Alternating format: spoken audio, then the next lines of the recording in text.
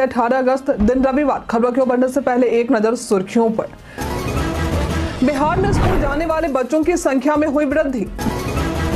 मुख्यमंत्री उद्यमी योजना के तहत 5 लाख से भी ज्यादा आवेदन हुए प्राप्त। बिहार के मनोज वाजपेयी की फिल्म को राष्ट्रीय पुरस्कार मिलने पर जताई खुशी। माउंटेन मैन दशरथ मांझी की पुण्यतिथि पर बेटे ने की भारत रत्न की मांग। बिहार के कई बड़े अस्पतालों में ओपीडी के साथ इमरजेंसी सेवा ठप रहने से मरीज हुए परेशान। इस रक्षाबंधन आप अपनी बहनों को दे सकते हैं ये खास उपहार। 21वीं सदी में भारत के लिए सबसे ज्यादा इंटरनेशनल क्रिकेट में रन बनाने वाले बल्लेबाज आरआरसी ने 4000 से भी अधिक अप्रेंटिस के लिए निकाली भर्ती। रेलवे रिक्रूटमेंट सेल यानी आरआरसी उत्तर रेलवे की तरफ से ट्रेड अप्रेंटिसशिप के 4096 पदों पर भर्ती निकाली गई है। आवेदन प्रक्रिया शुरू है और आवेदन करने की अंतिम तिथि 16 सितंबर है। इस भर्ती के लिए जरूरी है कि उम्मीदवारों ने किसी मान्यता प्राप्त बोर्ड से 50% अंकों के साथ 10वीं पास किया हो, साथ ही ITI सर्टिफिकेट प्राप्त किया हो। उम्मीदवारों की आयु सीमा 15 से 24 वर्ष के बीच में होनी चाहिए। भर्ती से संबंधित सटीक और अधिक जानकारी के लिए आप इसके आधिकारिक वेबसाइट और अधिसूचना को देख सकते हैं। बिहार में स्कूल जाने वाले बच्चों की संख्या में हुई वृद्धि। बिहार में कई प्रयासों से अच्छी खासी शिक्षा में क्रांति देखने को मिली है।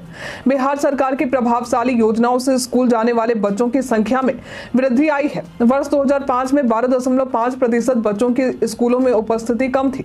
अब वर्ष 2024 में इस संख्या में कमी हुई है। वर्ष 2024 में ये संख्या घटकर मात्र 1% तक रह गई है। इसकी जानकारी सूचना एवं जनसंपर्क विभाग ने IPRD बिहार के माध्यम से दी है। बिहारी बर्थडे स्पेशल में आज हम बात करेंगे दलेर सिंह के बारे में। इनका जन्म आज के ही दिन वर्ष 1967 में बिहार के पटना में हुआ था। ये पेशे से एक भारतीय गायक हैं। इन्होंने कई प्रसिद्ध गाने में अपनी आवाज दी है, जिसमें बोलो तारा रारा, हो जाएगी बल्ले बल्ले, आसमान को छूकर निकला, बाबा नानक मेरे नाल नाल जैसी कई गीतें शामिल हैं। 1998 में इन्होंने दलेर मेहंदी ग्रीन ड्राइव की शुरुआत की थी, जिसे दिल्ली सरकार के विशेष कार्य बल में शामिल किया गया था। इस अभियान के तहत दिल्ली और उसके आसपास के क्षेत्र में 1.2 मिलियन से भी ज्यादा पौधे लगाए गए थे। सीएम नीतीश ने राजगीर खेल परिसर का किया निरीक्षण। शनिवार को राजगीर खेल परिसर का निरीक्षण करने सीएम नीतीश पहुंचे थे।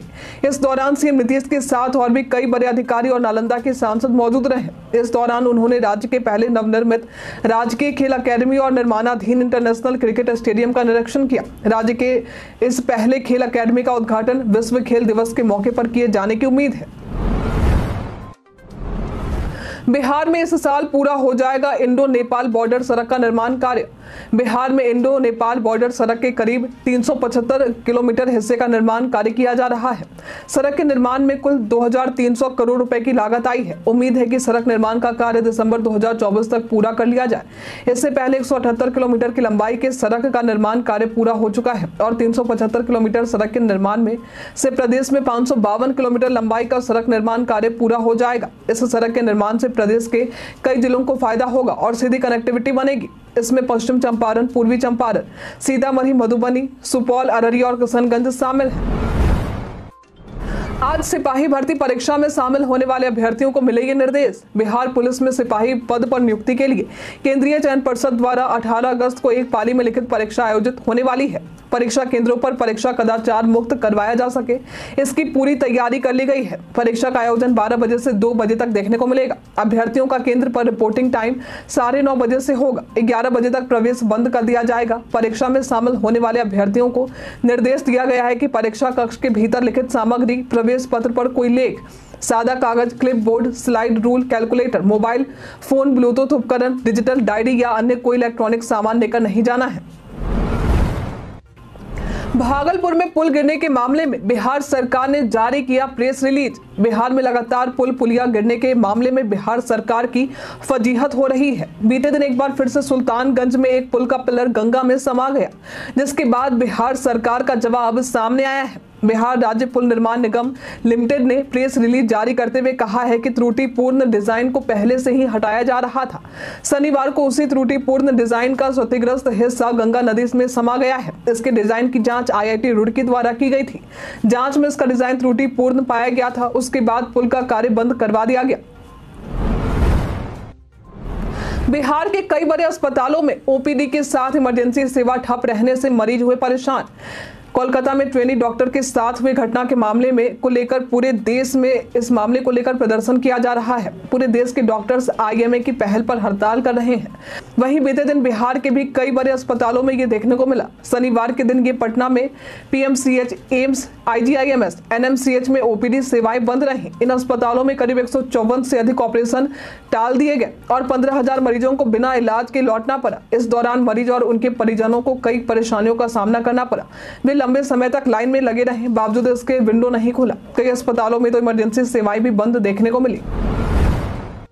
मुख्यमंत्री उद्यमी योजना के तहत 5 लाख से भी ज्यादा आवेदन हुए प्राप्त। शुक्रवार को मुख्यमंत्री उद्यमी योजना के तहत वित्तीय वर्ष 2024-25 के लिए आवेदन किए जाने का पोर्टल बंद कर दिया गया। इस योजना के तहत शुक्रवार तक करीब 5,41,667 आवेदन प्राप्त किए गए हैं। इसमें सबसे ज्यादा आवेदन साइबर कैफे और आईटी बिजनेस सेंटर के लिए है। उद्योग विभाग ने जानकारी दी है कि करीब 79,266 आवेदन केवल साइबर कैफे और आईटी बिजनेस सेंटर के लिए हैं। इनमें से 10,309 महिलाओं ने साइबर कैफे के लिए आवेदन किए हैं। इस रक्षाबंधन पर आप अपनी बहनों को दे सकते हैं ये खास उपहार। 19 अगस्त को भाई बहन के बीच का त्योहार रक्षाबंधन मनाया जाने वाला है। इस अवसर पर बहनें अपने भाइयों को राखी बांधती हैं और भाई अपने बहनों को कई तरह के गिफ्ट्स देते हैं। सभी भाई अपनी सुविधा अनुसार अपनी बहनों को गिफ्ट देते हैं। इस राखी आप अपनी बहनों को कुछ वित्तीय गिफ्ट दे सकते हैं, जिसमें ये उपहार उन्हें उनके भविष्य में भी काम आ सके। इसमें cash gift, investment fund, stock, व्यवस्थित निवेश योजना उपहार में देना, सोने या चांदी के सिक्के देना और एक मुफ्त म्यूचुअल फंड निवेश गिफ्ट हो सकता है। बिहार पैटर्न में आज हम बात करेंगे जमुई के बारे में। जमुई बिहार का एक जिला है जिसका गठन वर्ष 1991 में हुआ था। इस जिले का अधिकांश हिस्सा पहाड़ी है, जो इस जिले की प्राकृतिक खूबसूरती में 4 चांद लगाता है। इस जिले में यदि आप आने की प्लानिंग कर रहे हैं तो कई ऐसी जगहें हैं जहां घूम सकते हैं, जहां पर आपको प्रकृति की खूबसूरती के अलावे कई धार्मिक स्थल भी मिल जाएंगे, जिसमें लछुआर जैन मंदिर, काली मंदिर, मलयपुर, मिंटो टावर, गिद्धौर और गिद्धेश्वर मंदिर शामिल है। अगर आप कभी जमुई घूमने गए हैं तो हमें कमेंट में लिखकर जरूर बताएं। हमारे साथ बिहार के मनोज वाजपेयी की फिल्म को राष्ट्रीय पुरस्कार मिलने पर जताई खुशी। बिहार से अपना संबंध रखने वाले बॉलीवुड अभिनेता मनोज वाजपेयी की पारिवारिक ड्रामा फिल्म गुलमोहर ने 3 राष्ट्रीय पुरस्कार अपने नाम किया है। इस उपलब्धि के बाद मनोज वाजपेयी ने ANI के साथ बातचीत की। उन्होंने कहा कि फिल्म को 3 राष्ट्रीय पुरस्कार मिलने से वे बेहद ही खुश हैं।